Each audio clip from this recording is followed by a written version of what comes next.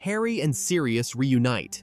Dumbledore arrives at Harry's hearing at the Ministry of Magic. Umbridge's proclamations are exploding, and Dumbledore's army is conjuring the Patronus. These are some of the scenes that turned out much better in the movie than in the book.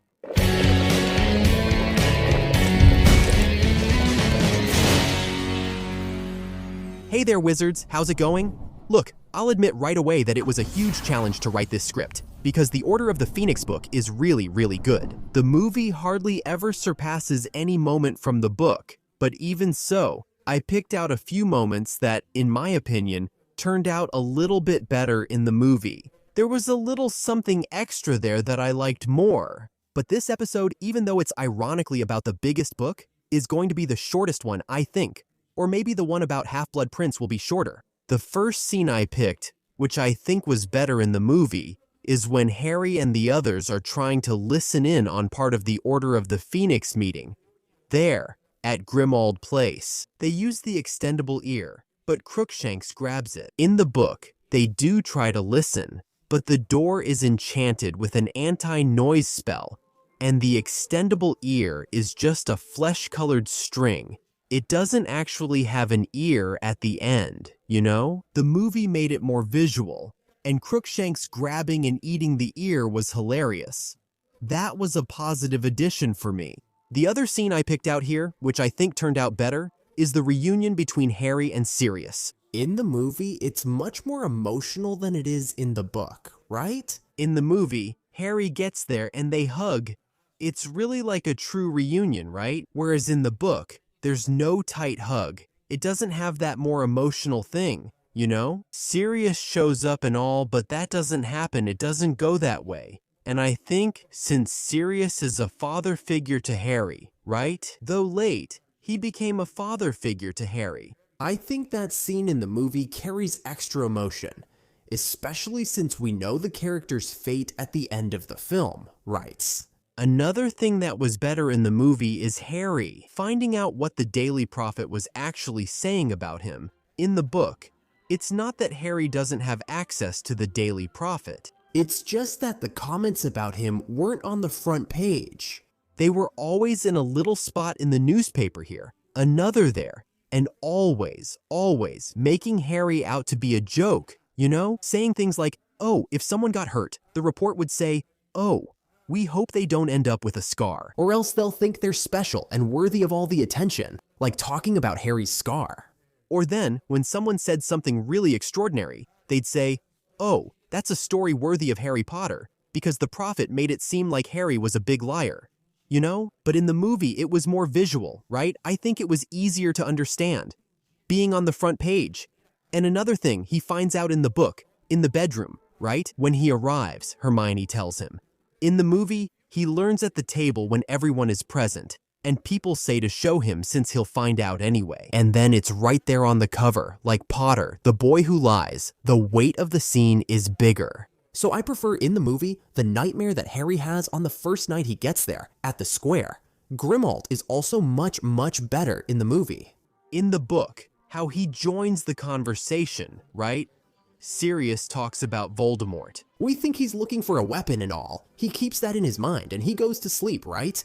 And then, when he goes to sleep, he has a dream. And then he dreams that Hagrid is teaching a class about creatures there, about caring for magical creatures, and the creatures he's presenting. They had cannon heads, you know?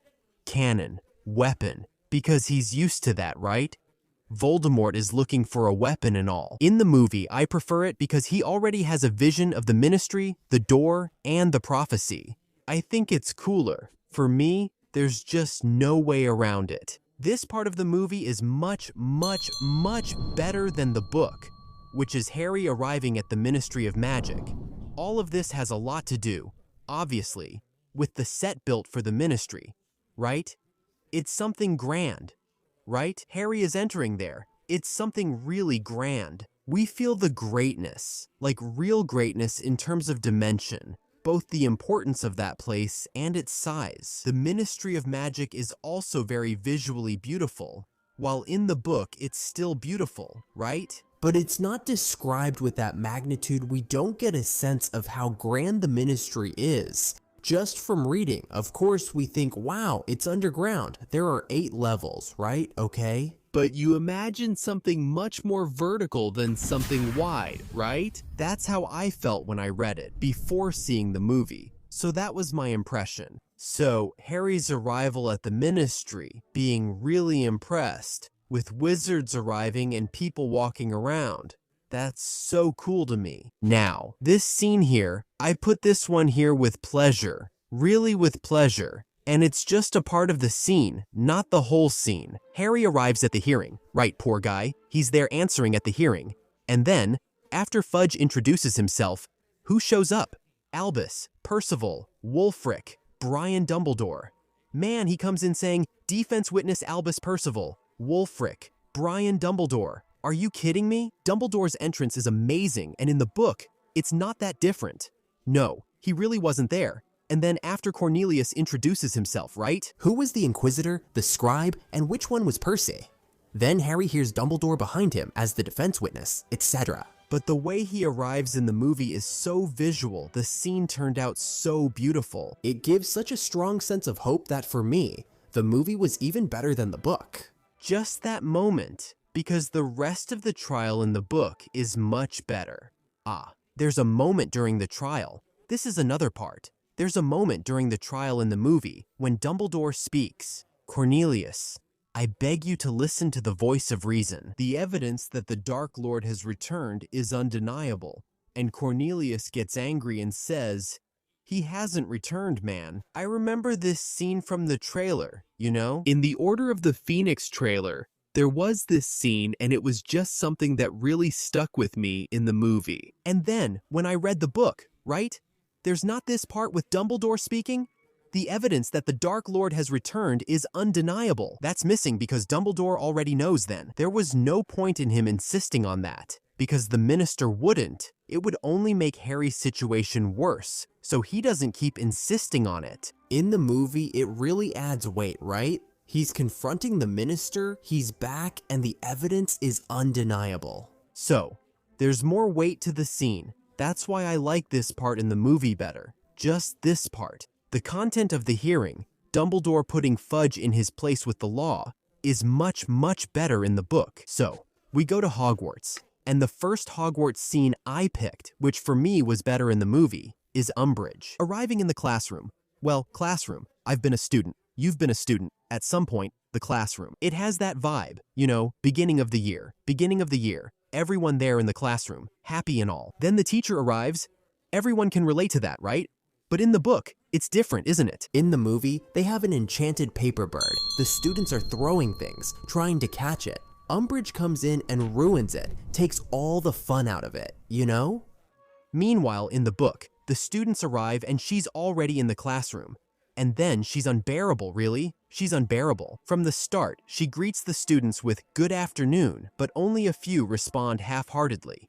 She tells them that's not good enough and asks them to try again. When I say it, reply, good afternoon, Professor Umbridge. Then she says it and the students repeat. So, like, the content itself, the content in the book, the way the story unfolds in the book, it's more complete. It's more complete. In the movie, her arrival is like the hearing scene. Dumbledore's and her arrivals are better in the movie, especially in the Umbridge class scene, but the rest of the class is better in the book. Another scene that for me is better in the movie is when Harry goes to serve detention, and he starts writing there, and the writing starts to appear on his hand.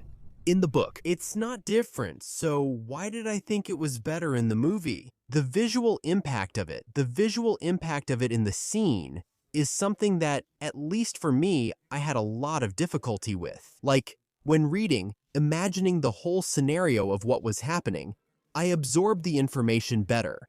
But in the movie, the visual aspect really grabs me. You know, the visual thing. The letters appearing there, one by one as he writes. I think it made the scene more impactful. Professor Trelawney's dismissal could also make this list as one of the better scenes in the movie, especially because of Dumbledore's actions, right? In the book, it's similar.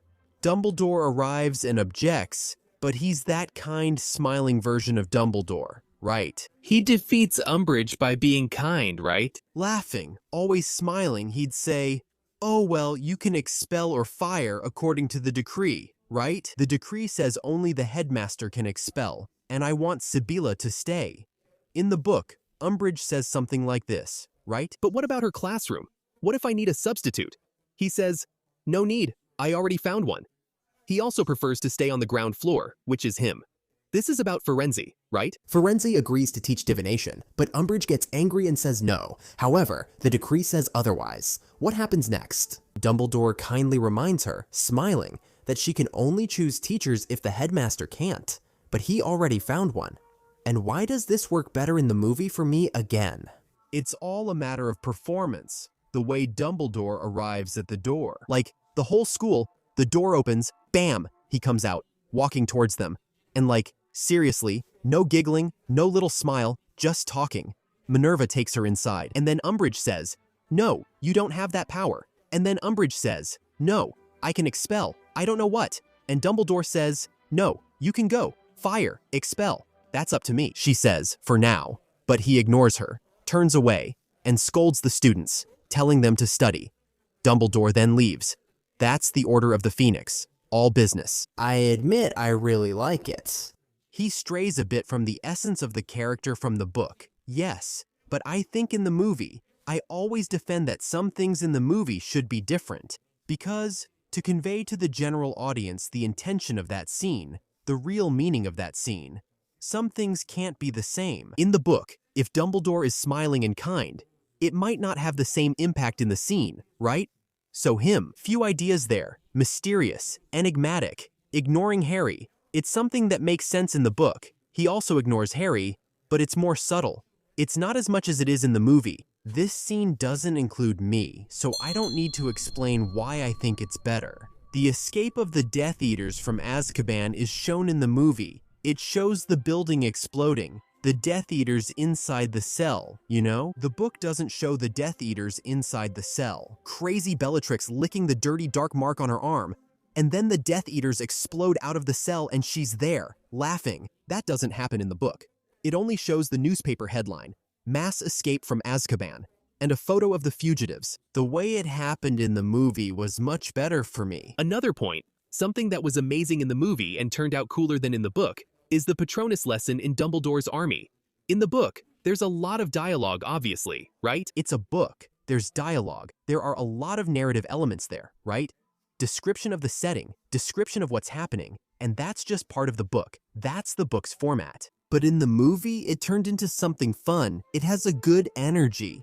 That scene, you know? I'm not into the whole Namaste energy thing, but the Patronus scene, soundtrack, and vibe all worked. So it was better in the movie. That's why everyone is there trying, some of them getting excited about it.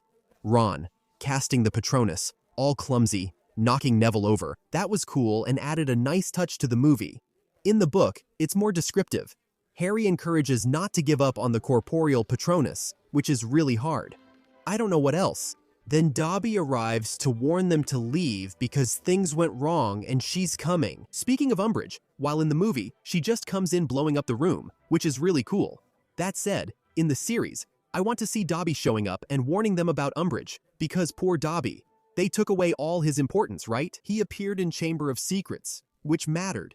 Then they just brought him back to die in Deathly Hallows, right? Fred and Jorge, well, the part where, in the book, Fred and Jorge's escape actually, them tormenting Hogwarts lasts about a week there, right? First, they make a swamp in Hogwarts. That's really cool, and Flitwick even preserves part of the swamp there as a tribute to them.